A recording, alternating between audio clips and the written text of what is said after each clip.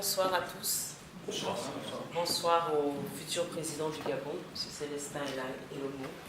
Je suis très enchantée d'être aujourd'hui dans cette salle pour entendre cet acte de courage et cet acte de bravoure qu'a fait preuve Célestin, que je connais très amicalement et très fraternellement au sein du collectif La Souveraineté Panafricaine, dont je suis la présidente aujourd'hui.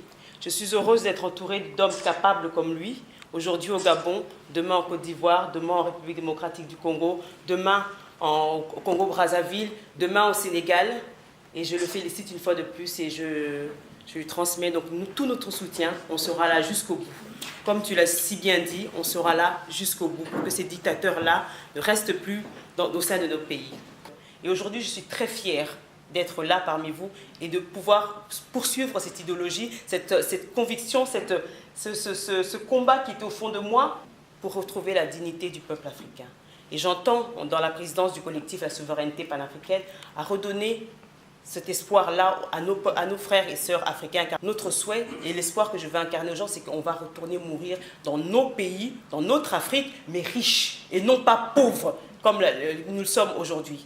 Alors j'encourage Célestin, j'encourage le Gabon à poursuivre cette lignée de retrouver la dignité humaine, de retrouver l'Afrique comme elle était avant, de retrouver, comment dirais-je, cette fraternité, puisqu'aujourd'hui au niveau du collectif La Souveraineté se mobilise pour la souveraineté panafricaine, dont le concept est l'Afrique se mobilise pour sa souveraineté.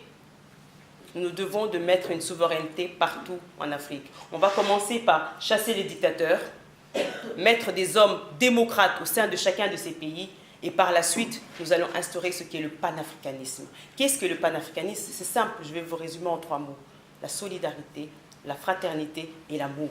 Ce n'est que ça le panafricanisme. Et une fois qu'on aura instauré ces 3 mots-là, qui je pense, je vais froisser certains professeurs, mais c'est comme ça que je l'entends, et ensuite on appliquera effectivement l'enseignement de base du panafricanisme qui permettra demain à l'Afrique d'être un continent riche, fort et surtout respecté, dont les hommes et les femmes qui naissent seront dignes comme tous les hommes du monde. Merci.